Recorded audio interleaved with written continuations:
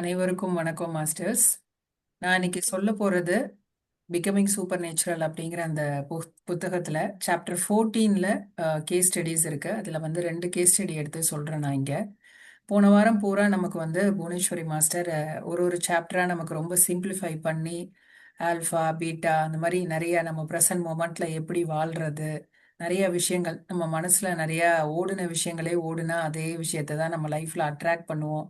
இப்படி பல விஷயங்கள் அவங்க மூலியமா நம்ம கத்துக்கிட்டோம். ஸோ இந்த கேஸ் ஸ்டடிஸ் மூலியமா நீங்க தியானத்தினால என்ன சாதிக்க முடியும், என்னெல்லாம் விஷயம் நீங்க பண்ணலாங்கிறத இங்க வந்து சொல்லியிருக்காங்க. ஜானட் அப்படின்னு ஒரு லேடி இருக்காங்க. அவங்க வந்து சின்ன வயசுல இருக்கும் பொழுதே மெடிடேஷன் பண்ற பழக்கம் இருக்கு. ஆனா அவங்க எப்படி பண்ணுவாங்கன்னா, நம்மள மாதிரி ரெகுலரான மெடிடேஷன் கிடையாது. அவங்க சின்ன வயசு அப்படின்னு நான் சொல்லும் பொழுது அவங்களுடைய டீனேஜ் பருவம்னு வச்சுக்கோங்க, ஆர் 20s வச்சுக்கோங்க. ஸோ அந்த 20ஸ்ல இருக்கும்போது அவங்க வந்து இந்த தியானத்தை வந்து எப்பாவது பண்ணுவாங்க. அந்த எப்பாவது பண்ணும் பொழுதே அவங்களுக்கு என்ன மாதிரி அனுபவம் இருக்கும் அப்படின்னு பார்த்தீங்கன்னா, ஒரு ஒளிய பார்த்தேன் அப்படின்னு சொல்லுவாங்க. அந்த ஒளி எப்படி இருக்கும்னா, ரொம்ப பிரைட்டா ரொம்ப வெளிச்சமா இருக்குமா. தியானத்துல உட்கார்ந்து அவங்க கண்ண மூடி பண்ணும் பொழுது அந்த வெளிச்சம் ரொம்ப அதிகமா இருந்தா கூட அவங்க கண்ணை பாதிக்காம இருக்கு அப்படிங்கிற மாதிரி அவங்க சொல்லியிருக்காங்க. ஸோ அந்த மாதிரி ஒரு ஒளிய அவங்க பார்த்தாங்களாம். ஸோ அவங்களுக்கு எப்படி உணர்ந்தாங்கன்னா, ஒரு அன்பை வந்து உணர்ந்த மாதிரி ஒரு எக்ஸ்டசி, ரொம்ப பிளிஸ்ஃபுல் ஸ்டேட்ல இருந்த அந்த டிரான்ஸ் ஸ்டேட்னு சொல்லுவாங்கல்ல, அந்த ஸ்டேட்ல அவங்க இருந்ததை உணர்ந்தேன் அப்படின்னாங்க. இது வந்து அவங்க அக்கேஷனலா மெடிடேஷன் பண்ணும் பொழுதே அவங்களுக்கு வந்த அனுபவம். சில பேர் பார்த்தீங்கன்னா, அந்த என்னைக்காவது மெடிடேஷன் பண்ணுனா கூட அது ரொம்ப இன்டென்ஸா பண்ணியிருப்பாங்க. அதுதான் அந்த சின்சியாரிட்டி ரொம்ப முக்கியம் மெடிடேஷன்ல அப்படிங்கிறது. ரொம்ப இன்டென்ஸா நீங்க பண்ணும் பொழுது உங்களுக்கு வந்து யூனிவர்ஸ் கிட்ட இருந்து வரக்கூடிய அந்த எனர்ஜி வந்து நீங்க ரிசீவ் பண்ணுவீங்க. அதாவது அந்த அன்பு, யுனிவர்சல் லவ் அப்படிங்கிறத ரிசீவ் பண்ணுவீங்க. அதுதான் இவங்க பார்த்த அந்த ஒளி அப்படின்னு சொல்லக்கூடியது. அந்த ஒளியை நீங்க பார்க்கும் பொழுது அப்படி ஒரு பிளிஸ்ஃபுல்லாகவும் அப்படி ஒரு அன்பை வந்து அவங்க உணர்ந்ததா அப்படின்னு சொல்றாங்க. அதுக்கப்புறம் பல வருஷங்கள் வந்து ஓடுது. அப்போ ஒரு நாள் அவங்களுக்கு வந்து பயங்கர டிப்ரெஷனுக்கு போயிடுறாங்க. அதாவது அந்த டிப்ரெஷன் எப்படி இருக்குன்னா, ரொம்ப எக்ஸாஸ்டா, எப்பவுமே அவங்க எக்ஸாஸ்டா இருப்பாங்க. ரொம்ப டயர்டாவே எப்பவுமே இருப்பாங்க. அவங்க லைஃப்ல நிறைய சேலஞ்சஸ் வந்துட்டே இருக்கும். அந்த சேலஞ்சஸ்க்கு வந்து என்ன பண்ணலாம், என்ன சொல்யூஷன்னே தெரியாம அப்படி ஒரு திணறலோட அவங்க அந்த மாதிரியான ஒரு டிப்ரெஷன்ல இருந்திருக்காங்க. ஸோ அப்போ வந்து ஒரு நாள் அவங்களுக்கு ஞாபகம் வருது, நம்ம முன்னெல்லாம் வந்து எப்பாவது மெடிடேஷன் பண்ணுவோமே, இப்ப நம்ம ஏன் பண்ணக்கூடாதுன்னு அப்படின்னு யோசிக்கும் பொழுது அவங்களுக்கு வந்து ஒரு ஆட் வருது. ஸோ அதுதான் வந்து ஒரு ஒர்க் ஷாப். அரிசோனால ஒரு ஒர்க் ஷாப் நடக்க போகுது. அதுல வந்து 500 பீப்புள்ஸ் வந்து பார்ட்டிசிபேட் பண்ண போறாங்க. எல்லாரும் சேர்ந்து ஒரு குரூப் மெடிடேஷன் பண்ண போறதா ஒரு ஆட் பார்க்குறாங்க. ஸோ அதை வந்து பார்த்தோன்னே உங்களுக்கு ஒரே சந்தோஷம். சரி, ஓகே, நம்ம வந்து இதை ட்ரை பண்ணி பார்க்கலாம் அப்படிங்கிற மாதிரி அரிசோனாக்கு போய் இந்த 500 மக்கள் சேர்ந்து உட்கார்ந்து தியானம் பண்ற இடத்துல இவங்களும் சேர்ந்து உட்கார்ந்து பண்றாங்க. அப்ப அந்த சமயத்துல அவங்களுக்கு வந்து ஒரு அனுபவம் வருது. அது என்னங்கிறத அவங்க சொல்லியிருக்காங்க. என்னன்னா, அவங்க வந்து கண்ண மூடி தியானம் பண்ணும் பொழுது அவங்களுடைய பீனல் கிளாண்ட் இருக்குல்ல, அதுல வந்து அந்த கிறிஸ்டல்ஸ், சின்ன சின்ன கிறிஸ்டல்ஸ் வந்து அப்படியே லைட் ஆகுற மாதிரி ஒரு ஒளி வந்து அந்த கிறிஸ்டல்ஸ்ல பட்டு அந்த கிறிஸ்டல் இன்னும் அப்படியே வெளிச்சமாகிற மாதிரி அவங்க உணர்ந்தாங்களாம் மெடிடேஷன்ல. ஸோ அப்படி உணரும் பொழுது அவங்களுக்குள்ள வந்து ஒரு எனர்ஜி ஃப்ளோ நடக்குது. அதுக்கப்புறம் அந்த ஒளி, அந்த பீனல் கிளாண்ட்ல இருக்க ஒளி வந்து இன்னும் அதிகரிச்சு அந்த பீனல் கிளாண்டை ஆக்டிவேட் பண்ணி விட்டுருதான். ஸோ இதையும் அவங்க மெடிடேஷன்ல உணர்ந்தேன் அப்படின்னு சொல்லியிருக்காங்க. அதுக்கப்புறம் மறுபடியும் அவங்க வந்து அந்த பீனல் கிளாண்ட் ஆக்டிவேட் ஆனதுக்கு அப்புறமும் அவங்க தியானத்துல அப்படியே இருக்கிறாங்க, கண்டினியூ பண்ணிட்டே இருக்காங்க. அந்த சமயத்துல பார்த்தா அவங்க தலைக்கு மேல வந்து ஒரு இன்வெர்டட் ட்ரையாங்கிளை வந்து பார்க்கறாங்க. ஓகேங்களா? அது வந்து ஒரு ப்ளூ கலர்ல இருக்கு. ப்ளூ கிறிஸ்டல் கலர்ல ஒரு இன்வெர்டட் ட்ரையாங்கிள் வந்து அவங்க தலை மேல அப்படியே இருக்கிறத அவங்க ஃபீல் பண்றாங்க. ஸோ அதுல இருந்து ஒரு எனர்ஜி ஃப்ளோ நடக்குது. அது எப்படி இருக்குன்னா, அப்படியே கீழ வரைக்கும் அந்த எனர்ஜி, அந்த சக்ராஸ் பூரா அந்த எனர்ஜி போய் அப்படியே மேல வருது. ஸோ அந்த ஃப்ளோ வந்து அந்த எனர்ஜி ஃப்ளோ சக்ரா பூரா அப்படியே இருக்கிறத அவங்க மெடிடேஷன்ல அப்படியே உணர்ந்துட்டே இருக்கிறாங்க. ஸோ அப்படி இருக்கும் பொழுது அவங்களுக்கு வந்து ஒரு வாய்ஸ் கேக்குது. என்ன வாய்ஸ்னா, யூ ஆர் மைன் அப்படிங்கிற மாதிரி ஒரு வாய்ஸ் கேக்குது. நீ வந்து எனக்கு சொந்தமானவள் அப்படிங்கிற மாதிரி. அந்த வாய்ஸ் கேட்டோன்னே இவங்க என்ன சொல்றாங்கன்னா, நான் வந்து உன்கிட்ட சரண்டர் ஆகுறேன், என்னுடைய வாழ்க்கையை நான் வந்து உன்கிட்ட ஒப்படைக்கிறேன், நீ பார்த்துக்கோ அப்படிங்கிற மாதிரி இவங்க ரெஸ்பாண்ட் பண்றாங்க அந்த வாய்ஸ்க்கு. மெடிடேஷன்லேயே இது எல்லாமே நடந்துட்டு இருக்கு. ஸோ அப்படி பண்ணணுன்னு அந்த எனர்ஜி ஃப்ளோ நல்லா இருக்கு. அந்த எனர்ஜி ஃப்ளோ வந்து அவங்க அப்படியே ஃபீல் பண்ணிட்டே இருக்காங்க. ஃபீல் பண்ணும்போது அவங்களுக்கு என்ன நடக்குதுன்னு பார்த்தீங்கன்னா, ஏதோ பிரெயின்ல வந்து ஒரு ரீப்ரோகிராம் நடக்கிற மாதிரி, நெறைய விஷயங்கள் வந்து அவங்களுக்குள்ள டவுன்லோட் ஆகுற மாரி ஃபீல் பண்றாங்க. ஸோ இது எல்லாம் நடந்துட்டு இருக்கு. அவங்க எல்லாமே அவங்களுக்கு தெரிஞ்சுட்டே இருக்கு. ஸோ இந்த மாரி டவுன்லோட் ஆகுது, எனர்ஜி ஃப்ளோ நடக்குது, ரீப்ரோகிராம் ஆகுது. ஸோ அவங்க எப்படின்னா, ஒரு அப்படியே ஃப்ரெஷ்ஷா ஃபீல் பண்றாங்க. அவங்க பழைய ஜானட்டா இல்ல. இப்ப வந்து புதிய ஜானட்டா இருக்கிறாங்க. ஸோ இப்படி நடந்துட்டு இருக்கும் பொழுது, ப்ரோகிராம்ஸ் எல்லாம் ரீப்ரோகிராம் ஆன பிறகு, தியானத்துல இருந்து அவங்க வெளியில வராங்க. ஸோ வெளியில வந்த பிறகு அவங்க எப்படி உணர்றாங்கன்னு பார்த்தீங்கன்னா, ஏதோ புதுசா பொறந்த மாரி உணர்றாங்க. அவங்களுக்கு பழைய விஷயங்கள் அவங்க வந்து டிப்ரஷன் அப்ப ஒரு ஹெவி ஹார்ட்டா இருக்கும் பாருங்க. டிப்ரஷன் அப்ப எல்லாமே கஷ்டமா தெரியும். ஒரு பொருள இங்கேருந்து எடுத்து வைக்கிறது கூட ஒரு சுமையா தெரியும். அந்த அளவுக்கு ஒரு மன அழுத்தம், அவ்ளோ கஷ்டத்துல இருந்தவங்க, இந்த மெடிடேஷன்ல இந்த மாரி பீனல் கிளாண்ட் ஆக்டிவேட் ஆயி, அந்த கிறிஸ்டல் இன்வெர்ட்டட் ட்ரையாங்கிள் எல்லாம் பார்த்து, அதுக்கப்புறம் அவங்க எப்படின்னா புதுசா ஜனிச்ச மாரி, இந்த உலகத்திலேயே புதுசா அவங்க பொறந்த மாதிரி, டிப்ரஷன் எல்லாம் அப்படியே அவங்கள விட்டு எல்லாமே ரிலீஸ் ஆயி போன மாரி இருக்காங்க. ஸோ அவங்க ரொம்ப லைட்டாவும், அந்த பிளிஸ்ஃபுல் ஸ்டேட் அவங்க அனுபவிச்சுட்டு வந்தனால, லைஃப் இப்ப ரொம்ப ஈஸியாவும், ரொம்ப லைட்டாவும் ஃபீல் பண்ணிட்டு இருக்கிறாங்க. இதுதான் அவங்களுடைய அனுபவம். அந்த புக்ல கேஸ் ஸ்டடியில இந்த ஜானட் வந்து சொல்லியிருக்காங்க. ஸோ மெடிடேஷன் வந்து எந்த அளவுக்கு அவங்களுக்கு ஹெல்ப்ஃபுல்லா அவங்களுடைய டிப்ரெஷனை வந்து அது 100% கியூர் பண்ணியிருக்கு. அதுக்கப்புறம் அவங்க கம்ப்ளீட்டா கியூர் ஆயிட்டாங்க. அண்ட் தென் அவங்களுக்கு லைஃப் வந்து அதுக்கப்புறம் ரொம்ப அற்புதமா இருந்துச்சாம். ஸோ எப்பெல்லாம் அவங்களுக்கு வந்து ஒரு லோ ஃபீலிங் வருதோ, கஷ்டமான சூழ்நிலை வருதோ, அப்பெல்லாம் அவங்க வந்து இந்த மெடிடேஷனை வந்து ஃபாலோ பண்ணியிருக்காங்க. இந்த மெடிடேஷன்ல உட்கார்ந்து அவங்க பண்ணியிருக்காங்க. ஸோ இந்த மாதிரி 500 பேர் சேர்ந்து அந்த குரூப் எனர்ஜி இருக்கு பார்த்தீங்களா? அது வந்து ரொம்ப பவர்ஃபுல் அப்படின்னு சொல்லுவாங்க. அதனால தான் நம்ம மோஸ்டா வந்து குரூப் மெடிடேஷன்ல கலந்துக்கணும் அப்படின்னு. அதுக்காக நம்ம தனியா மெடிடேஷன் பண்ணா ஒன்றும் எஃபெக்ட் இல்லை அப்படின்னு கிடையாது. தனியா மெடிடேஷன் நீங்க பண்ணாலுமே உங்களுக்கு நிறைய விஷயங்கள் நடக்கும். பட் இந்த மாதிரி மிராக்கிள்ஸ் நடக்குது பார்த்தீங்களா? அது வந்து குரூப் மெடிடேஷன், குரூப் எனர்ஜில நமக்கு நடக்கும். இதே மாதிரி இன்னொரு கேஸ் ஸ்டடி என்னன்னா, ஜெர்ரி அப்படிங்கிறவரது பத்தி. ஜெர்ரின்னு ஒருத்தர் இருக்காரு. அவரு வந்து ஆஃபீஸ்ல வேலையெல்லாம் முடிச்சுட்டு எல்லாம் முடிச்சுட்டு வீட்டுக்கு வராரு. வீட்டுக்கு வரும்பொழுது அவர் கையில கொஞ்சம் திங்ஸ் எல்லாம் எடுத்துட்டு வந்திருக்காரு. அதெல்லாம் கபோர்ட்ல வச்சுட்டு சரி போய் ரெஸ்ட் எடுக்கலான்னு போய் உட்கார்றாரு. அப்ப பாத்தீங்கன்னா அவருக்கு வந்து இந்த நெஞ்சில இருக்கக்கூடிய நடு எலும்பு, மிடில் போன் இருக்கும்ல, அதுல வந்து ஒரு பெயின் வந்து ஃபீல் பண்றாரு. ஸோ அப்படி வந்து ஃபீல் பண்ணும் பொழுது அவருக்கு என்னன்னா ரொம்ப அந்த பெயினோட சிவியாரிட்டி பார்த்தீங்கன்னா தாங்க முடியாத அளவுக்கு இருக்கு.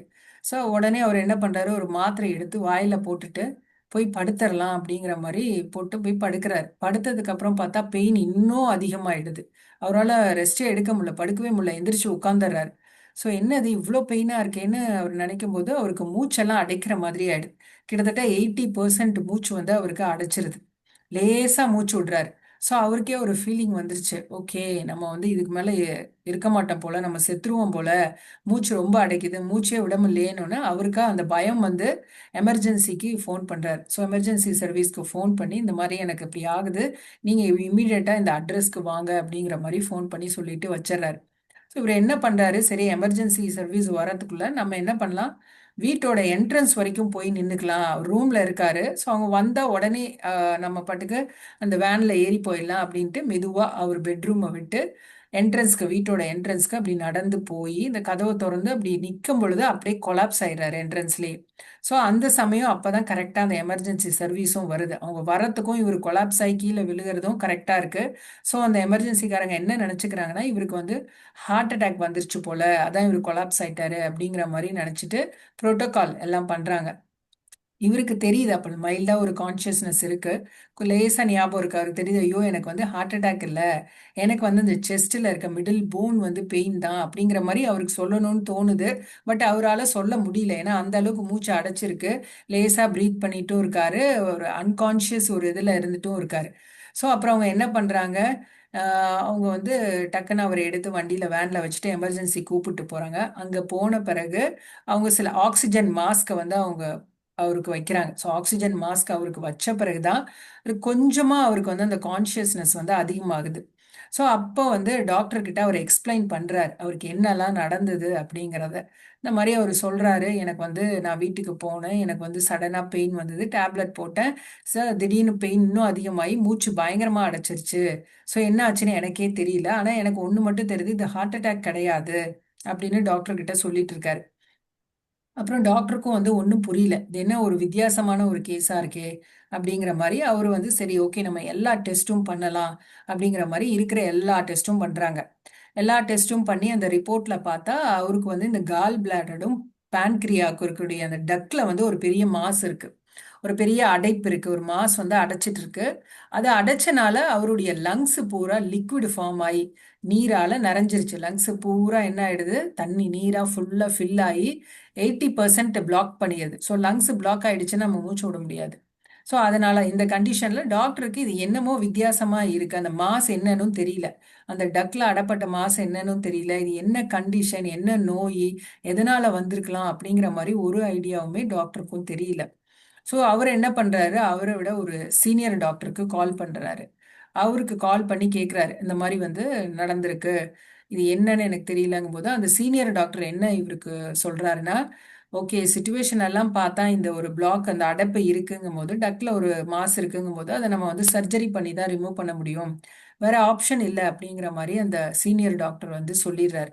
ஸோ இதை கேட்டு இவரும் என்ன பண்றாரு, ஓகே நம்ம சர்ஜரி பண்ணலாம் அப்படிங்கிற மாதிரி டிசைட் பண்ணிட்டு, ஆனா உடனடியாக அந்த சர்ஜரியை பண்ண முடியாது. ஏன்னா இவருக்கு வந்து அந்த லங்ஸ்ல வந்து ஃப்ளூயிட் ஃபுல்லா இருக்கிறதுனால அது வந்து கிளியர் ஆகணும். இவர் வந்து கொஞ்சம் ஓரளவுக்கு ப்ரீதிங் கெப்பாசிட்டி வந்து இன்னும் கொஞ்சம் அதிகமான பிறகுதான் நம்ம வந்து நம்ம சர்ஜரிக்கு போக முடியும் அப்படிங்கிற மாதிரி டிசைட் பண்ணி இவரை வந்து ஐசியூ யூனிட்ல வச்சிருக்காங்க. ஐசி யூனிட்ல வச்சுக்கிட்டு என்ன ட்ரீட்மெண்ட் எல்லாம் கொடுக்க முடியுமோ கொடுத்துட்டு இருக்காங்க. இவரு வந்து ஒரு ஹாஃப் கான்சியஸ்னஸ்ல இருக்கார், ஃபுல்லா கான்சியஸா இல்ல. பட் டாக்டர் பேசுறதெல்லாம் அவரு காதுல விழுகுது. ஒரு ஒரு மயக்கத்திலையும் இருக்காரு.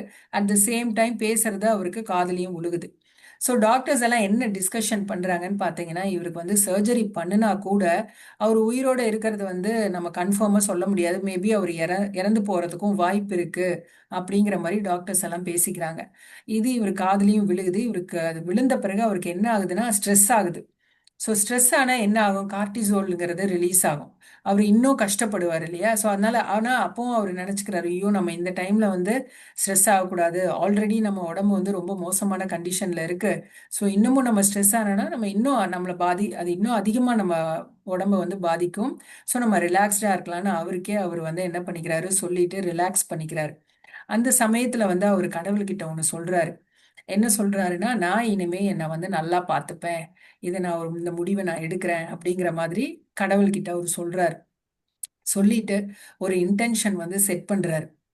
என்னன்னா, நான் வந்து இனிமே என்னுடைய உடம்ப கரெக்டா பார்த்துப்பேன்.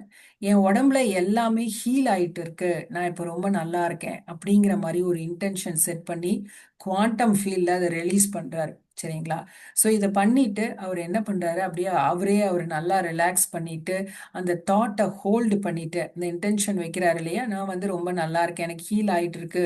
அப்படிங்கிறத வந்து அவரு முழுமையா நம்பி, இந்த தாட்ட வச்சு மெடிடேஷன் பண்ண ஆரம்பிக்கிறாரு. அந்த ஹாஃப் கான்ஷியஸ்னஸ்லயும் அவர் என்ன பண்றாரு, ஐசியூல இருக்கிறாரு. அப்போ அவருக்கு வந்து அந்த அந்த இது பண்றாரு. அப்படியே வந்து மெடிடேஷன் பண்ணிட்டே இருக்காரு. இன்டென்ஷன் வச்சு ஒரு பேட்டர்ன் கிரியேட் பண்ணி மெடிடேஷன் பண்ண அவர் அந்த ஐசியூல வந்து அவர் 7 டேஸ் கிட்ட இருக்கிறாரு. 7 டேஸ்க்கு அப்புறம் அவர் வந்து சரி இனிமே நம்ம வந்து சர்ஜரிக்கு வந்து இவரை கொண்டு போகணும் அப்படிங்கறதுக்காக டாக்டர்ஸ் எல்லாம் வந்து சர்ஜரிக்கு அவரை ப்ரிப்பேர் பண்றாங்க. ப்ரிப்பேர் பண்ணும்போது ஓகே இன்னொரு ரீடெஸ்ட் எடுக்கணும், ஏன்னா சர்ஜரிக்கு முன்னாடி இன்னொரு தடவை நம்ம எதுக்கும் டெஸ்ட் எடுத்துக்கலாம்னு டாக்டர்ஸ் டெஸ்ட் எடுக்கும் பொழுது அவருக்கு பார்த்தீங்கன்னா எல்லாமே கிளியரா இருக்கு. அங்க பிளாக் சொன்ன அந்த டக்ல இருந்த பெரிய மாஸ் எல்லாம் ரிலீஸ் ஆயிடுது. அதே மாதிரி லங்ஸ் எல்லாம் நார்மலா ஆயிடுது. ஒண்ணுமே இல்லை, அவர் வந்து நல்லா பிரீத் பண்ண ஆரம்பிச்சிட்டாரு, நல்லா இருக்காரு இப்போ. ஸோ இதை வந்து டாக்டர்ஸ் பார்த்தோம்னா அவங்களுக்கு வந்து அது ஒரு மிராக்கிளா இருக்கு. எப்படி அது இவ்வளோ நாள் வந்து அந்த பிளாக் அவ்வளோ பெரிய மாஸ் இருந்தது, அது எங்க போச்சு என்ன ஆச்சுன்னு டாக்டர்ஸ்க்கே புரியல. இவர் வந்து அந்த சமயத்துல ஒண்ணே ஒண்ணுதான் பண்ணியிருக்காரு. அவர் வந்து தீவிரமா மெடிடேஷன் பண்ணியிருக்கார், ஒரு இன்டென்ஷன் செட் பண்ணி, அதுவும் அந்த தாட்டை வந்து குவாண்டம் ஃபீல்ட்ல ரிலீஸ் பண்ணி. ஸோ இதெல்லாம் அங்க உள்ள என்ன நடந்திருக்குங்கிறது நம்ம யாருக்குமே கண்ணுக்கு தெரியாது. அந்த இன்விசிபிள் எனர்ஜி எப்படி வந்து ஜானட் வந்து மெடிடேஷன்ல ஒரு அந்த இன்வெர்டட் ட்ரையாங்கிள் பார்த்தாங்களோ, அந்த எனர்ஜி ஃப்ளோ அவங்க உணர்ந்தாங்களோ, அதே மாதிரி அந்த யுனிவர்சல் பவர் தான் வந்து இவரையும் என்ன பண்ணியிருக்கு, கியூர் பண்ணியிருக்கு. ஸோ இந்த மிராக்கிள் வந்து நடந்திருக்கு. இது நடந்தோன்னா அவருக்கு எல்லாமே சரியா இருக்கு. டாக்டர்ஸ்க்கே நம்ப முடியல. அதுக்கப்புறம் அவரை வந்து டிஸ்சார்ஜ் பண்ணி வீட்டுக்கு அனுப்பிச்சிடுறாங்க. ஸோ எப்படி இது நடந்துச்சுங்கிறது யாருக்கும் ஒன்றும் புரியல. பட் இவருக்கு வந்து தெரிஞ்சிருக்கு, ஓகே நம்மளுடைய பிரார்த்தனை நம்ம வந்து அந்த மெடிடேஷன் மூலியமா அந்த யூனிவர்ஸ்ல கனெக்ட் ஆனனால தான் நமக்கு இது நடந்திருக்குங்கிறது அவருக்கு தெரியுது. அண்ட் இன்னொன்னு அவர் வந்து ஜோ டிஸ்பென்சாவுடைய யூ ஆர் த பிளாசிபோ அப்படிங்கிற அந்த புக்கை வந்து அவர் படிச்சிருக்காரு. ஸோ அதுல என்ன சொல்லியிருக்கு, நம்மளுடைய பிலீஃப், நீங்க வந்து ஒரு விஷயத்த வந்து 100% நம்புனீங்கன்னா அது வந்து உங்களுக்கு நடக்கும் அப்படிங்கிற அந்த நம்பிக்கை. ஸோ அந்த பிலீஃப் அவருக்கு இருந்தனால அது கியூர் ஆயிருக்கு. இதுதான் வந்து அவர் சொல்லியிருக்காரு, யூ ஆர் த பிளாசிபோ அப்படிங்கிற அந்த புக்ல. இப்போ உங்களுக்கு ஒரு சின்ன தலைவலி இருக்குன்னு வச்சுக்கோங்களேன், ஒரு தலைவலி வருது, அது சின்னதுல பயங்கரமான ஒரு தலைவலிக்குதுன்னு வச்சுக்கோங்களேன்.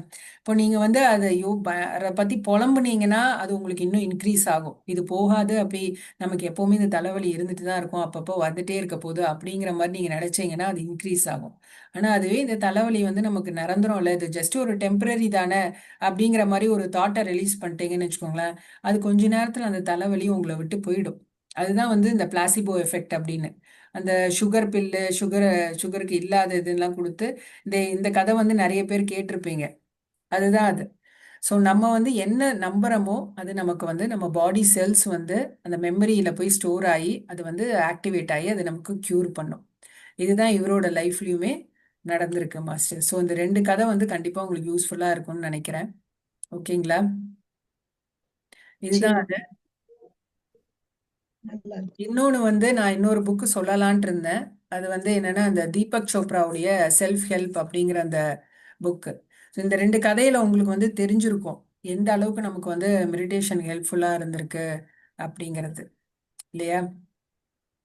இன்னொன்னு வந்து நிச்சயமா. தீபக் சோப்ராவுடையது நான் சொல்லிடுறேன். அவர் வந்து அவரோட ஃபர்ஸ்ட் சாப்டர்லயே அவர் என்ன சொல்லியிருக்காரு அப்படின்னு பார்த்தீங்கன்னா, விழிப்புணர்வு பத்தி பேசியிருக்காரு. விழிப்புணர்வு வந்து நமக்கு வந்து 3 விதமான விழிப்புணர்வு இருக்கு அப்படின்னு சொல்லியிருக்காரு. இப்போ எல்லாருடைய வாழ்க்கையிலயுமே பிரச்சனைகள் இருக்கும் இல்ல? பிரச்சனை இல்லாத வாழ்க்கை ஏதாவது இருக்கா? கிடையவே கிடையாது. அது வந்து எப்பேற்பட்ட ஆளுங்களா இருந்தாலும் சரி, அவங்க கிட்ட பணம் இருக்கும், அழகு இருக்கும், நல்ல ஃப்ரெண்ட்ஸ் இருப்பாங்க, நிறைய சோஷியல் லைஃப்பும் நல்லாவே இருக்கும், வெல்தியா இருப்பாங்க, ஹெல்தியா இருப்பாங்க, எல்லாமே இருக்கும். ஆனாலும் அவங்க வந்து சில பிரச்சனைகளை ஃபேஸ் பண்ணிட்டே தான் இருப்பாங்க. சேலஞ்சஸ் வந்து லைஃப்ல இல்லாமையே இருக்காது. இது ஏன் இந்த சேலஞ்சஸ் எல்லாம் நமக்கு வருது அப்படின்னு பார்த்தீங்கன்னா, உங்களை வந்து விழிப்போட இருக்க வைக்கிறதுக்காக தான் அந்த சேலஞ்சஸ் எல்லாம் வருது அப்படின்னு சொல்லியிருக்காரு. அதுவும் இந்த சேலஞ்சஸ் வந்து ரேண்டம் கிடையாது. இதெல்லாம் எதனால வருது அப்படின்னா, உங்களுக்குள்ள ஒரு பயமோ ஒரு பேட்டர்னோ இல்ல உங்களுக்கு உங்களுடைய பர்பஸ் என்னன்னே தெரியல, ஏன் நான் வந்திருக்கேன், எதனால எனக்கு இந்த லைஃப்ல இந்த பிரச்சனைகள் எல்லாம் என்னை சுத்தி நடக்குது அப்படிங்கிறது உங்களுக்கு தெரியாம, உங்க பர்பஸ் என்னங்கிறது உங்களுக்கு தெரியாம இருக்குதுன்னா நீங்க நிறைய சேலஞ்சஸை ஃபேஸ் பண்ணுவீங்க. ஏன்னா அது வந்து அந்த சேலஞ்சஸ் எல்லாம் உங்களை தட்டி எழுப்புது, விழிச்சுக்கோ அப்படின்னு உங்களை தட்டி எழுப்புறதுக்காக தான் வாழ்க்கையில உங்களுக்கு அந்த சேலஞ்சஸே வந்திருக்கு அப்படின்னு தீபக் சோப்ரா வந்து சொல்றாரு. ஸோ அதனால வந்து இப்போ சேலஞ்சஸ் அப்படின்னு எடுத்துட்டீங்கன்னா எல்லாருக்கும் ஒரு ஒரு மாதிரி இருக்கும். ஒருத்தருக்கு வந்து அது ஆப்பர்ச்சுனிட்டியா பார்ப்பீங்க, ஒருத்தருக்கு வந்து அது லாஸ்னா பார்ப்பீங்க, லாஸா பார்ப்பீங்க. ஏன்னா வாழ்க்கையில எப்பவுமே இப்படியே இருக்கு, ஒரு ஃபெயிலியரா நீங்க பார்த்துட்டு இருப்பீங்க. பட் எல்லாரும் அதை வந்து அப்படி பார்க்கவே மாட்டாங்கல்ல. ஸோ ஒரு ஒருத்தருக்கும் வந்து அந்த விழிப்பு நிலை அப்படிங்கிறது ஒரு ஒரு மாதிரியா இருக்கும். சில பேர் வந்து ஃபுல்லா வந்து எக்ஸ்பேண்டட் அவேர்னஸோட இருப்பாங்க. இவர் சொல்ற அந்த 3 விழிப்பு நிலை அப்படின்னு என்னன்னு பார்த்தீங்கன்னா, முதல் வந்து கான்ட்ராக்டட் அப்படின்னா குறுகிய, அந்த விழிப்பு நிலை வந்து ரொம்ப குறுகியதா இருக்கும். நீங்க எப்படி குறுகிய விழிப்பு நிலையில இருக்கீங்கங்கிறத கண்டுபிடிக்கலாம்னா, உங்களுக்கு ஏதாவது வந்து சேலஞ்சஸ் வருதுன்னு வச்சுக்கோங்களேன், அப்ப ரொம்ப பயப்படுவீங்க, ஆன்சைட்டி அதிகமாகும், ஒரு பதட்டம் ஆயிடும், உங்களுக்கு என்ன பண்றதுன்னே தெரியாம இருப்பீங்க. ஸோ அப்ப நீங்க எப்படின்னா, அப்போ நீங்க வந்து உங்களுடைய விழிப்பு நிலை வந்து முழுசா இல்ல, நீங்க நல்லா விழிப்போட இல்லைங்கிறது தான் அர்த்தம். குறுகி அப்படியே ஷ்ரிங்க் ஆகி இருக்கு, உங்களுக்கு விழிப்புணர்வு ஷ்ரிங்க் ஆகி இருக்கு. ஏன்னா என்ன பண்றதுன்னே தெரியல அப்படின்னா நீங்க விழிப்போட இல்லைன்னு அர்த்தம். கான்ட்ராக்டட் அவேர்னஸ்ன்னு அது சொல்றாரு. அதுவே எக்ஸ்பேண்டட் அவேர்னஸ் அப்படின்னா வந்து விரிவடைந்த விழிப்பு நிலை. அதுல வந்து உங்களுக்கு என்னன்னா, ஒரு பிரச்சனை உங்களை தேடி வருதுன்னு வச்சுக்கோங்க, ஒரு பிரச்சனையில இருக்கீங்க, அப்பனா அந்த பிரச்சனைக்கு நீங்க என்ன பண்ணணுங்கிறது உங்களுக்கு தெளிவா தெரியும், அதுக்கான சல்யூஷன் உங்களுக்கு நல்லாவே தெரியும், அதை நீங்க வந்து கரெக்டா பண்ணுவீங்க. இன்னொன்னு, அந்த அவேர்னஸ் வந்து அந்த பிரச்சனையில கரெக்டா இருக்கும், உங்களுக்கு பிரச்சனை என்னங்கிறத தெளிவா உங்களால பார்க்க முடியும். ஸோ அதுக்கான வழி உங்களுக்கு கரெக்டா தெரியும். அதுதான் அந்த எக்ஸ்பேண்டட் அவேர்னஸ் அப்படின்னு அவர் சொல்றாரு. அந்த நிலையில இருக்கும் பொழுது நீங்க ஈஸியா டேக்கிள் பண்ணிட்டு போயிடுவீங்க. அதுவே வந்து பியூர் அவேர்னஸ் அப்படிங்கிறது என்னன்னா, விழிப்பு நிலை மட்டுமே இருக்கும். பியூர்னா தெளிவா இருப்பீங்க, ரொம்ப கிளியர் விழிப்பு நிலையோட இருப்பீங்க. அது அடுத்த நிலை. அதுல பாத்தீங்கன்னா பிரச்சனைகளே உங்களுக்கு இருக்காது. வாழ்க்கையில எந்த பிரச்சனையுமே இருக்காது. ஏன்னா உங்களுடைய பிரச்சனை எல்லாமே நீங்க ஆப்பர்ச்சுனிட்டியா பார்க்க ஆரம்பிச்சிருவீங்க. ஸோ எல்லா பிரச்சனையுமே ஆப்பர்ச்சுனிட்டியா பார்க்க ஆரம்பிச்சிட்டிங்கன்னா உங்களுக்கு அது பிரச்சனையே இல்லைல்ல. தடைக்கல் எல்லாம் படிக்கல்ல ஆக்குங்க அப்படின்னு சொல்றாங்கல்ல, அது மாதிரிதான். ஸோ எல்லா பிரச்சனையுமே உங்களை எப்படி அதுல இருந்து டெவலப் பண்ணிக்கிறது அப்படி நீங்க பார்க்க ஆரம்பிப்பீங்க. ஸோ அதுதான் அந்த பியூர் அவேர்னஸ் அப்படிங்கிறது. அங்க வந்து நீங்க எல்லாமாவும் இருப்பீங்க. அதுதான் சில பேர் வந்து சோல் அப்படின்னு சொல்றோம். சில பேர் கடவுள் அப்படின்னு சொல்றோம். இதுதான் பியூர் அவேர்னஸ் அப்படின்னு தீபக் சோப்ரா சொல்றார். ஸோ அந்த பியூர் அவேர்னஸுக்கு நீங்க ரீச் பண்ணணும். அதுக்கு நீங்க ரீச் பண்ணணும்னா நீங்க மெடிடேஷன் பண்ணி ஆகணும். ஸோ எந்த அளவுக்கு நீங்க மெடிடேஷனோட மெயின் பர்பஸே என்ன? பர்பஸே நம்ம வந்து நம்மளுடைய விழிப்புணர்வை அதிகரிக்கிறதுக்கு தான். விழிப்பு நிலை வந்து அதிகரிச்சாதான் நம்மனால வந்து எல்லாத்தையுமே தெளிவா பார்க்க முடியும். நம்ம ஒரு பயத்துல இருந்து பார்த்தோம்னா அது நமக்கு தெளிவா தெரியாது.